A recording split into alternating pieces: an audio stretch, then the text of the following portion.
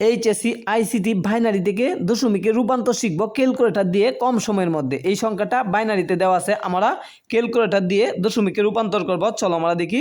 তো প্রথমে আমাদেরকে মোর অপশনে 2 বার দিতে হবে, তারপরে 3-তে দিলে এটা বেজে কনভার্ট হবে। এই সংখ্যাটা হলো ডেসিমাল, এটা হলো হেক্সাডেসিমাল, এটা হলো বাইনারি, এটা হলো অক্টাল। তাহলে যেহেতু আমাদের মানটা দেওয়া আছে বাইনারিতে, তো বাইনারিতে আমাদের BIN এখানে টিপ দিতে হবে। দিলে এটা দেখো বি আসছে, মানে এটা বাইনারি। তো আমাদের মানটা লিখতে হবে 1 1 0 1 0 1। মানটা লিখলাম, লিখার পরে আমাদের কি করতে হবে, সমানে টিপ দিতে হবে। সমানে দেওয়ার পরে মানটা আমি কোথায় নিব, দশমিকে নিব, মানে ডেসিমালে নিব। তো এইটা হলো ডেসিমাল, এই যে দেখো ডি লিখা আছে, তাই ডেসিমালে নিলাম। এটা মান হলো 53, দেখো উত্তর হলো 53। তুমি যদি অক্টালে নিতে চাও তাহলে এইখানে টিপ দিলে কিন্তু অক্টালে চলে যাবে এইখানে।